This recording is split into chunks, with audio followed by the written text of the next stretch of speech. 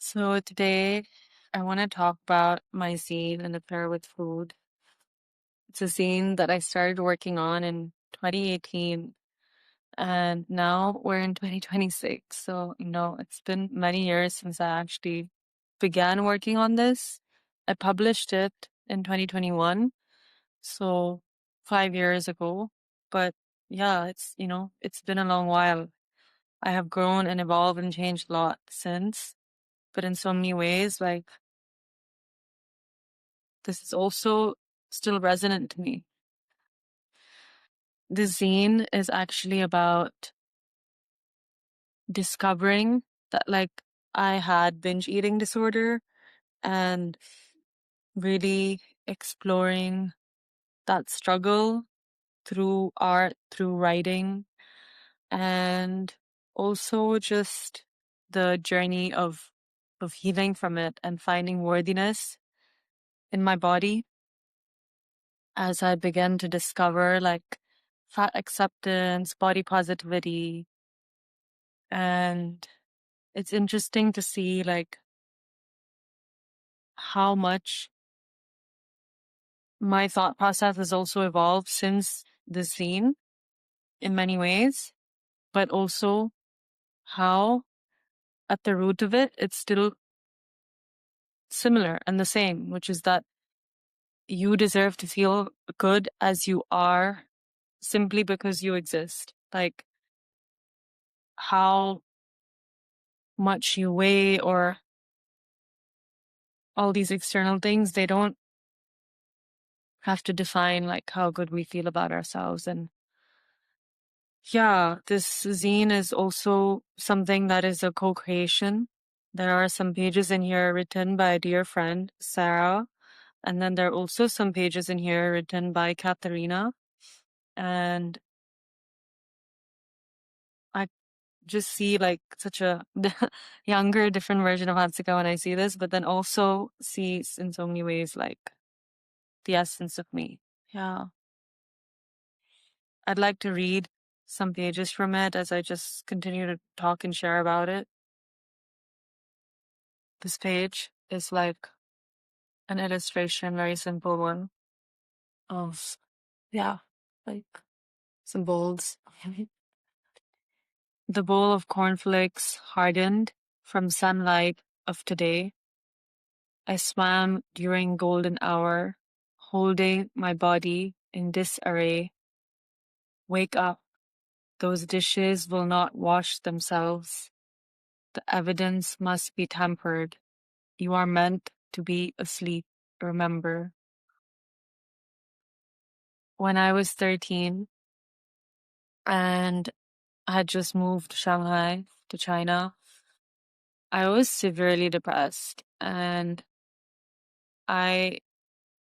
that's when like my eating disorder was at its peak, along with some of the years in London.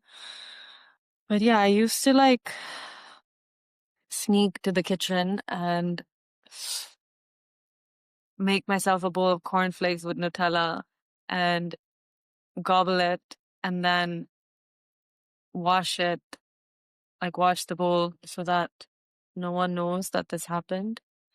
And yeah, I didn't understand then what I was doing, how I was coping through food.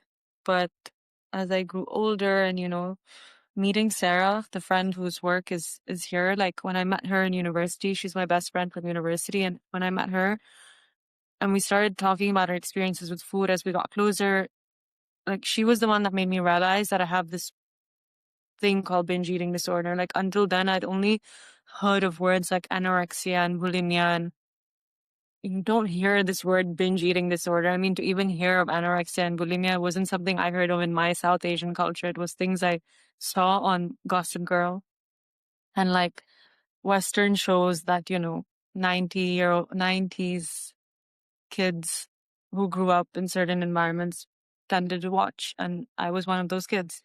So discovering even the word like binge eating disorder was a huge thing for me because it made me be able to make sense of something in a way that I hadn't been able to make sense of before. So yeah, shout out to you, Sarah.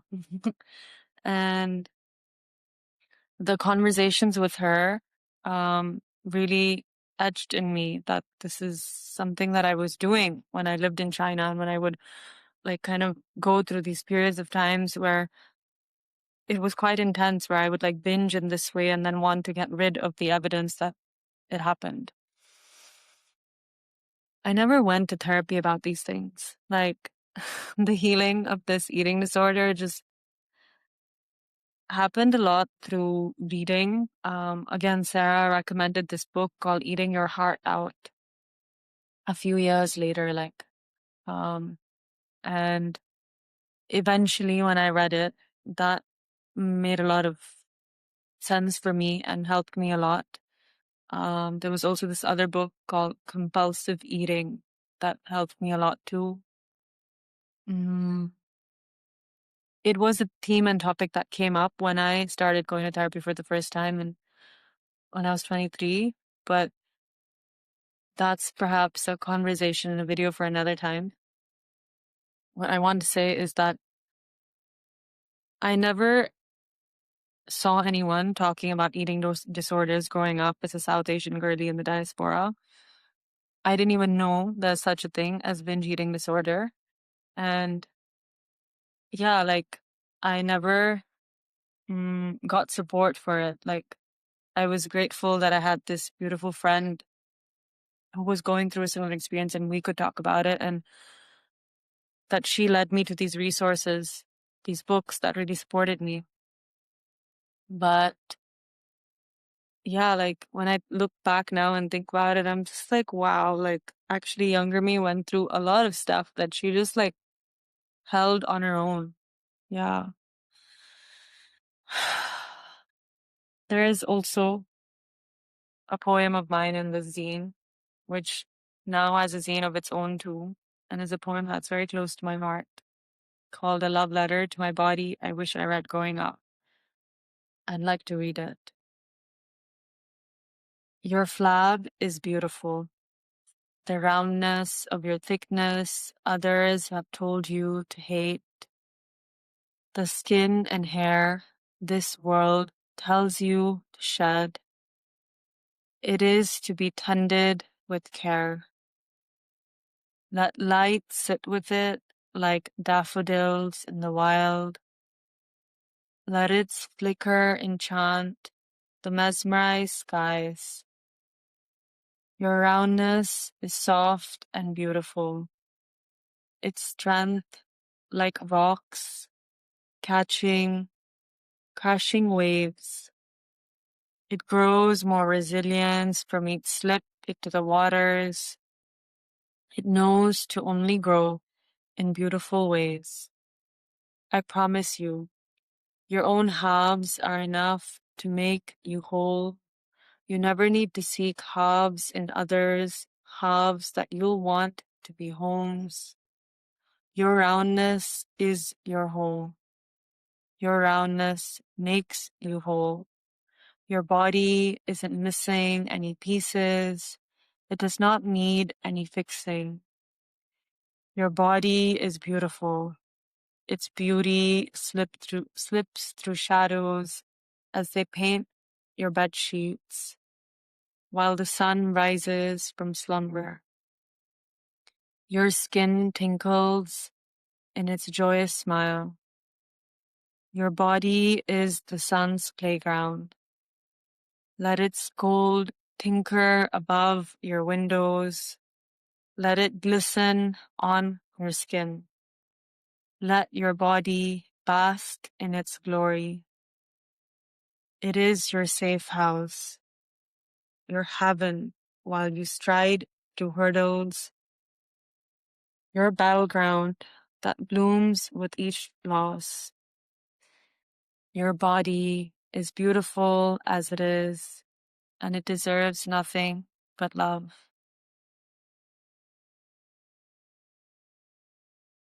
I think this poem sums up perhaps why this zine was even made, like, yeah, like growing up, I never saw anyone feel good about their body, actually. Like, I saw women scrutinizing their bodies more than feeling good about their bodies. And there's also just this culture of scrutinizing other people's bodies, actually, that was so present. Like, I got fat shamed a lot as a kid. I remember one time for a school photo for our yearbook in high school in China, like I was about to sit next to someone, and he made this comment about my size and my bigness and my largeness. And I remember when I was 10 years old in 5th grade in school in Indonesia, like a bully was also large, making fun of me for being large. And I remember like family constantly also speaking of my weight, and also strangers like my parents' friends like telling me that, oh, you've gained weight, or oh, like you look big. Like, we just did it all the time. Like, it is so rampant in our culture. And in fact, when I organically happened to lose a lot of weight a few years ago after my breathwork TTC, I had a lot of family suddenly telling me, oh, you've lost weight. And it just made me realize like this thing around commenting on people's bodies, it's so deep rooted in us. Like, and we are all actually like just insecure about our own bodies and then projecting that onto other people. And I wish that I grew up in a culture where I saw people actually caring for their bodies and loving their bodies no matter what it looked like. Like, I remember one time like an uncle hugging my shoulder and saying that, like from the side, and telling me that, oh, it's bigger than it was a few months ago, or something like that. And it's just like, it's just so ridiculous. Like, you're giving someone a hug because you haven't seen them in so long, and what your brain is taking you towards is that this person feels a little bigger than they did a few months ago. Like, what? Like, it's just wild that we created a culture like this. Yeah, I really hope that we can live in a world one day where we are not fat shaming children. I think that there's so much nuance to this topic of body and food and eating and exercise and all of it. I get it. Like, but I think there's something about like shaming that is unnecessary. Like, when I say that I've been quite on a journey since me writing the zine, is that I think many years ago, I didn't care very much about nourishment. Like, when I made the zine, when I published it, I didn't care so much about how much sugar I was eating. Like, now, in recent years, I've become more aware of how bad certain foods are for my health in the long run. And it's not about weight. It's about the fact that I don't want processed foods in me because I want more natural, earthy, whole foods in me. But that is something that is a recent development for me. And if we raised kids also to just like be more connected to their bodies and to earth, then we would have this opportunity to like really educate around eating wholer foods because it's good for you, and not seeing food as like bad or good, which is where I was for so many years, that it made me just like not give a shit about anything at all, and I would just eat whatever I wanted whenever I want. To then come to this point now where I realize that also sugar is dangerous, like too much of refined sugar is dangerous, and I don't want to die early because I feel that there's a lot I want to do on this earth. So yeah, like there's another line from my zine where I write, what if we were all raised to believe we are enough just the way we are, no matter what amount of weight our bodies hold, no matter our body fat percentage. I think this world would perhaps be a kinder place, less shallow, more humane. I think this is the piece that I wish we can really carry as a population in our heart. Like, we tend to fat shame and like objectify people's bodies so much that it makes people think that they're not good enough as they are. And I know that for me, that was a huge thing that I had to work through. I've spent years and years and years working on this, even before I discovered somatic healing and all of those aspects of my journey. It has been very much around finding acceptance in being in a larger body than most people I saw around me. And it hasn't been easy because everyone around you is subjected to this culture of thinness, as if thinness is the be all and end all of our lives, as if we are here to also be that. And it's really toxic, actually, this system, and so unhealthy, not just for our brains, but for our soul, because we have, again, outsourced our sense of self to looking a certain way. And another line from this scene is, what if we grew up in a world where it was extremely normal to see people of all genders and all sizes and kinds of bodies in our cinema, advertisements, TV, etc.? What if common things like back fat and cellulite and acne was normalized to us growing up, instead of making us feel ashamed to have it? We spend so much time finding ways to get rid of normalities on our bodies rather than dreaming of far more worthwhile things. I could go on and on about this topic, and I could read so much more from this zine. But for today, I think I'll stop here. Thank you for tuning in.